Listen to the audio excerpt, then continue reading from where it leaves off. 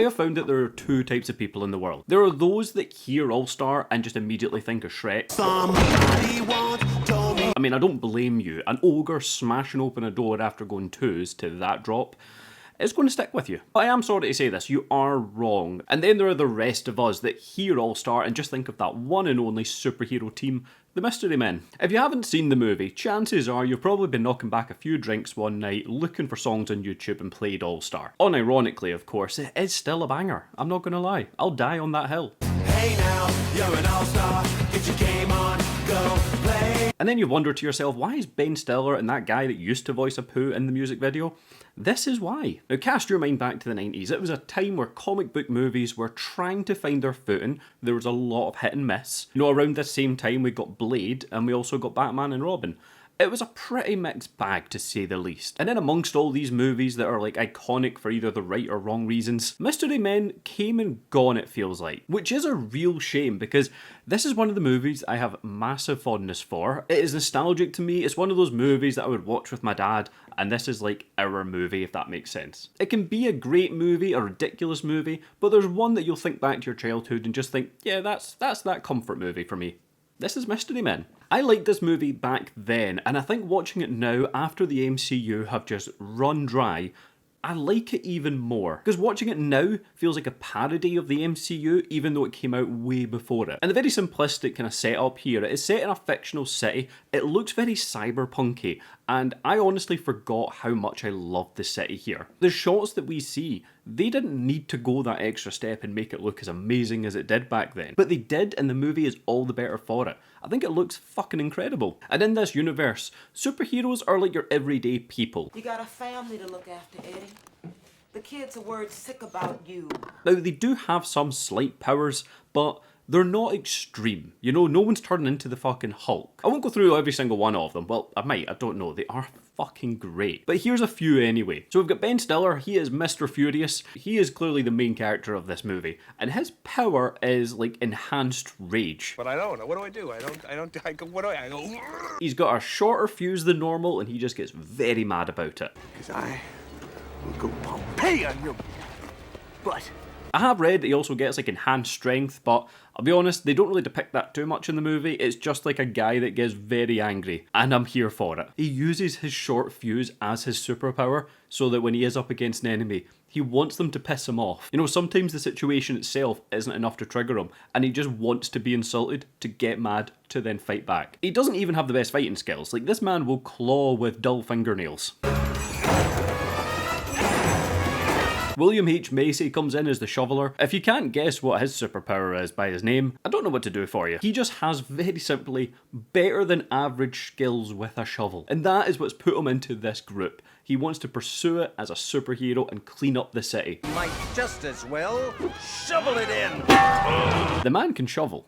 Like, there's no line about it. The man knows how to fucking use a shovel. Hank Azaria is the Blue Raja. One point for you. Now this guy is the funniest to me. I still think about him every so often and just laugh to myself about how ridiculous he is. Now he is American, but he's obsessed with like British Indian culture and their cutlery. And his power is, shall we say, a knack for throwing cutlery with better accuracy. Now this man will throw spoons and forks at you all day long. But not knives. He won't go as far as throwing a knife. You're the master of cutlery. You can't throw a knife sometimes? No, I when someone's can't. trying to kill me? You can't use a rake sometimes? No, I'm... The most useful cutlery to throw in a fight, but not for him. No, he's an expert. He knows what he's doing. I'm not stab man. I'm not knifey boy. I'm the Blue Rod. You've got the Spleen. He's played by Pee Wee Herman, if you can believe it. And again, yeah, the names are pretty on the nose here. He's called the Spleen. His power is to be able to like fart with accuracy. They're almost like scent bullets.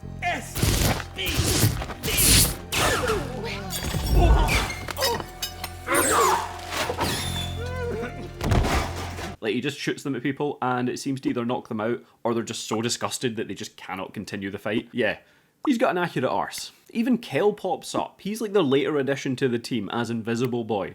Hey Dad, I'm going to my room with 3 strange men. And his superpower is going invisible. However, not when anyone is looking at him. Do have the ability to become invisible. Yes. But you can't give us a demonstration. No. I can only become invisible when no one's watching.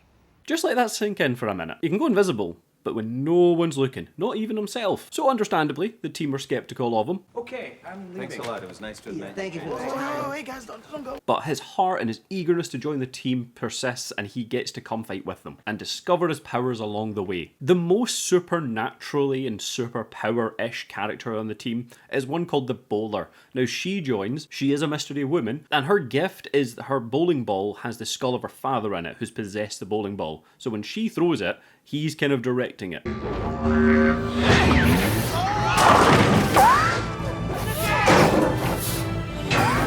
It's a possessed bowling ball, what else can I tell you? So the powers, they're a bit of a mixed bag. They're not the ones you're going to expect. You know, when you watch a superhero movie now, you just immediately think they probably can fly, super strength, super speed, the kind of usuals, whereas if you want something different, this is the team to go for. The setup here is that the city's main hero is Captain Amazing. Oh, it's Captain Amazing! Consider him kind of just like Captain America, but without the shield. You know, he's just a bit stronger, a bit faster, but he's not got like a specific thing. Does that make sense? Now, he's done such a good job cleaning up the city that there's no crime left. Thanks to you, the city's almost crime-free, so what do you do with your free time? And what I love about Captain Amazing, especially on a rewatch recently, is he feels like the blueprint for Homelander. When watching this movie, especially a couple of scenes in particular, you can't tell me that he is not like the prototype to Homelander. Captain Amazing. What a surprise. Really?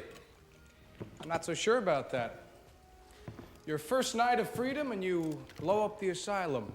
Interesting choice. I know technically that's Soldier Boy, but you get what I'm saying. Like, his attitude, he's all covered in sponsorship, so it's very clear that the money, the media matters in this world so much for superheroes, kind of like it does in The Boys. Not only will that immediately kind of give you the Homelander vibe. You know the drill. Is that my hat, Captain Amazing? Herman, give me a flash. Hey, how are you tonight? Captain, how did you know where to find the red eyes? Becky, it's what I do. When those cameras shut off and he jumps into his limo and starts talking, yeah, you can really see the difference. I think right now we should focus on the positive. Tonight was good. Yeah? You think so? Because I was worried it was, I don't know. Pathetic! Amazing triumphs at a nursing home. That's great copy, Vic. The first time we see him in the movie is when everybody actually comes together. There's an attack on an old folks' home, so our ragtag team are there, not really helping. Captain Amazing comes in and saves the day. But he also wasn't happy with the fact that his jobs have now dropped to the level of old people's homes. You want big news, you have to have big fights. A superhero needs a supervillain, and thanks to you, we've got none left. Then get the Deathman. Deathman is dead. So Captain Amazing does the one rational thing he can do in this situation. He gets one of his old nemesis from a mental asylum released so that he's got another villain to fight, and that is Casanova. He's not got a superpower, his ability is just like intelligence, so he's all about gadgets, devices, things to fuck up the heroes. And it's clear that they've got a kind of chemistry between them. Turn it off. We know each other so well, don't we? Lance. Well, we've always been each other's greatest nemesises. Now, the writing here between the two of them isn't quite Dark Knight levels, but you can still see that relationship there. You see, here in Champion City, we still do a fairly brisk trade in justice. I thought it was all about publicity and keeping your sponsors happy. There's almost like a respect, even though they know that they're each other's enemy. Shit goes wrong is all I'm going to say. Ah, dang!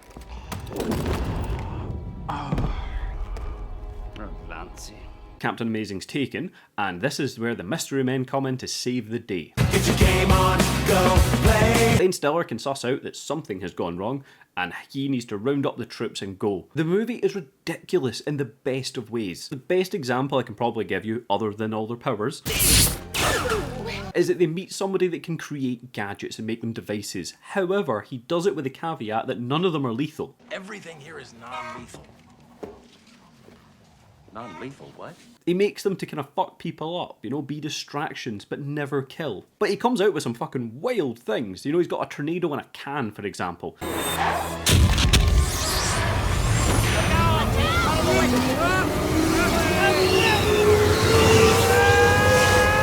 There's no denying the guy's gifted. It was just a shame he didn't go lethal with it. But they are clearly some of the most creative weapons that you have heard of. They're things that you would expect to find in the most wild first-person shooter. We've got them here. Now, as ridiculous as the movie is when it comes to the powers, the plot, and everything else, And trust me, they're going to need these, because Casanova, being the intelligent man he is, has rounded up the various smaller gangs to bring together for his cause. I mean, he's wanting to like take over, obviously, that's his goal. It's a villain goal. They don't go much deeper into it than that, and they don't have to. We see the meeting of all the gangs, and I say gangs loosely. You know, you've just got various groups of similar people. Assassins from the east. The suits, downsizing all those who dare oppose them. But the main standout and like his right-hand man are the Disco Boys.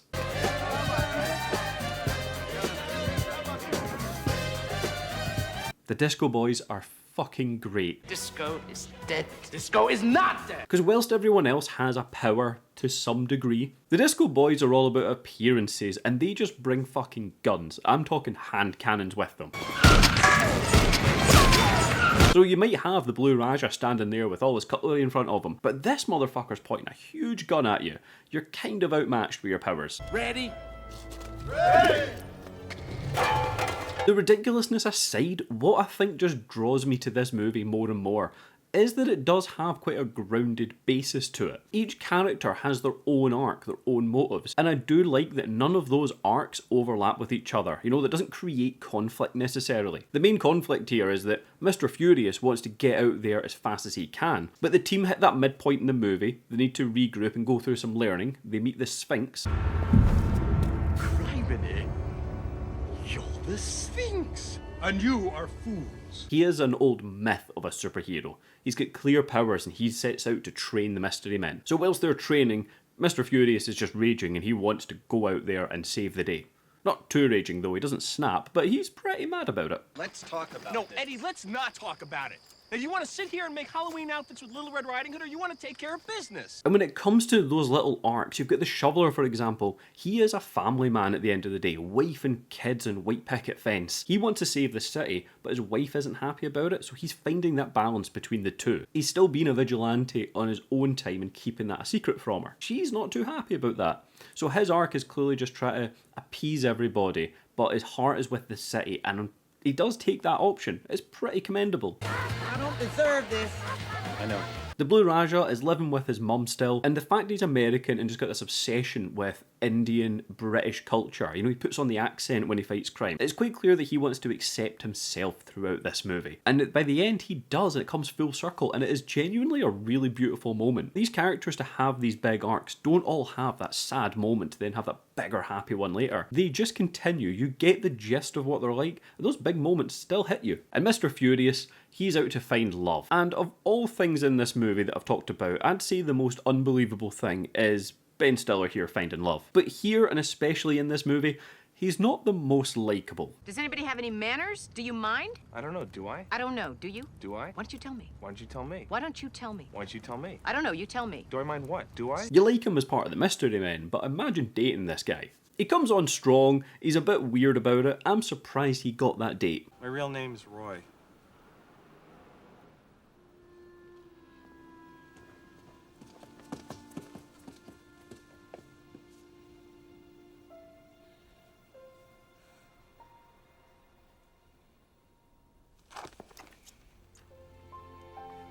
That is one thing I'm just not buying. The movie even has a very similar scene to Avengers. You know that Thor's hammer scene where they're all just kicking back and chilling? You know, they're just having a downbeat as heroes where we strip back the armours, we strip back the costumes, and we see them as people.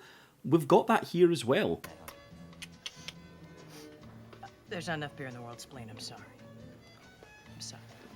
It's one of those things I fucking love in movies, especially superhero movies. See, that's what's so cool about this team. I mean, everyone has their own powers for all these different situations. Pull my finger. Because it's all well and good that they fight the day and there's huge action set pieces, but see just your group kicking back in a bar and having a few drinks, and then we really see how their dynamic works, you know, when they're not fighting somebody. Their dynamic is not based on powers, but it's based on personality. We get a little moment of that here. Every other dynamic in your life, it's positive. True. What? Quite true, Ron. What?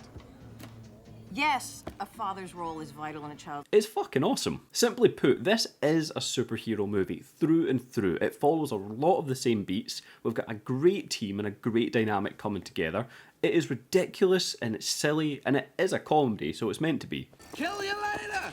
Super losers! And it toes that line between keeping the stakes just high enough that you're rooting and investing in the team, but without taking away from the ridiculousness of it to keep you laughing throughout. I had this channel going for a long time and I hadn't yet talked about Mystery Men, and I just felt like that was a crime all in itself. I just wanted to take a minute, talk about my love and appreciation for this movie, and also if it's one that you've not seen, go and check it out. Whether you still love all the superhero movies and shows that are coming out, this is one to add into your watch list. And on the same time, if you're kind of done in now by all the Marvel that's just kind of saturated the market, this is one that you can definitely go back to and enjoy. It could even be the one that kind of revitalises that love for superhero movies for you. That's all I've got to say on Mystery Men. Well, I could go on. I'm not going to go through this movie beat by beat though. I think that would just take far too long to go through, as much as I would love to go into every single moment in this movie, because it's all fucking funny. Oh, there is one last thing I'll talk about, because I just find it hilarious. Whether you've seen the movie or just the All-Star music video, you're probably familiar with the Waffler.